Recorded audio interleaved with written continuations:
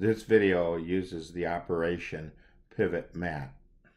We load pivot mat by double clicking, shift clicking, right click, copy, move to our calculator, right click, paste, press enter.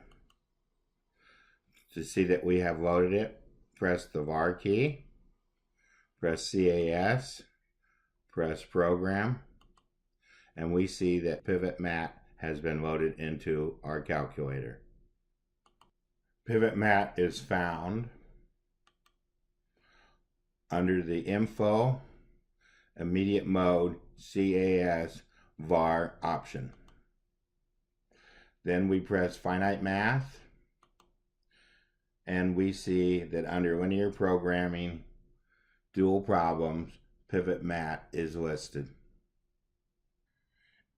In this video, we use the matrix approach to solve a system of linear equations with no solution. There are three ways on our HP prime calculator that we can use matrix approach to solve no solution. The first technique is to use RREF, row reduced epsilon form. The second technique is to use the pivot mat function that we have loaded into our HP prime. And the third technique is to use the built-in row operations. RREF gives us the answer directly. On our calculator, we press the toolbox, press the math key, press 7 for matrix, and 3 for RREF. After RREF comes up, we enter M1 into it and we get the answer. Since we have 0, 0, 1, it's saying that 0 is equal to 1, so this is inconsistent, therefore there is no solution. We use matrix M1 for all three operations. Here we used it for RREF, which we just went over. Pivot mat uses M1, and the row built-in operations use M1. So let's go over how we add M1 to our calculator. We have scrolled the history area back to where we use the row operations to end up with our answer. Here we have M1 shown. So what we do is we press Shift 5 twice to get ourselves into matrix mode. Then we enter our first element 3, press the comma, enter our second element 1, press the comma, enter our third element 1. Then we use the pad to move to our second row, enter 3, comma, enter 1, comma, enter 4. Then we use the pad twice to move outside of the matrix. Next, we hit Shift EEX to cause us to get the store. Then we hit Alpha M and the letter 1 to enter this matrix into our calculator. Let's take a look at how we use pivot mat to come up with our solution. If we hit var, 2 for program, and 1, we enter pivot mat into our command line. We press the parentheses, then M1, comma, 1, comma, 1, store it as M2. The answer turns out to be 1. All these 3's mean 1/3. Again, 1/3.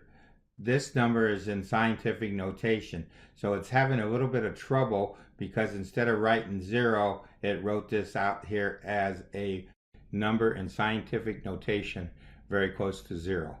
The last element turned out to be 3. We pressed the A, B over C key, and we got this fractional answer. Again, the answer that was close to 0 turned out to be 1 divided by a very large number. We copied this matrix into our command line and actually went in and edited this entry here to be 0 and pressed enter and came up with this answer. This answer says that 0 equals 3, which is not true, so it's inconsistent. Therefore, our answer was no solution. We then proceeded to use the built-in matrix operation, pressing the toolbar key, catalog, and then we see M row. Again, pressing the toolbar key, catalog, we see scale add. We will use these two operations.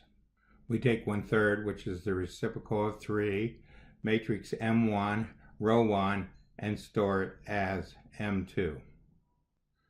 We take scale add, M2, the opposite of 3, which is -3, the pivot row, which is 1, the current row that we're going to replace, which is 2, and we store this as M3. We can see that 1 over 1 e to the 12th, which would be a very large number, so 1 divided this would be 0. We go over to our calculator and copy this into our command line, edit the last entry to end up with the answer 003. Again, this is inconsistent because 0 isn't equal to 3, so this is no solution. We did one last step.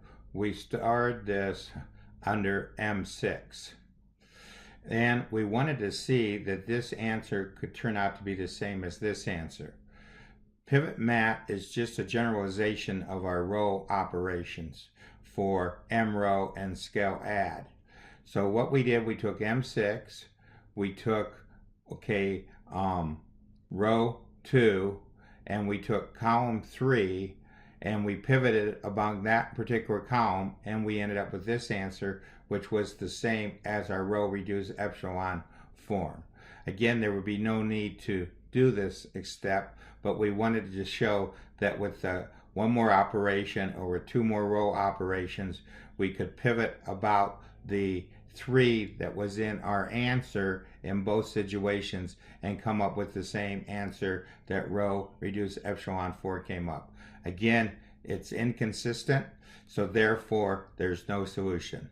This ends our lesson on no solution using matrix approach.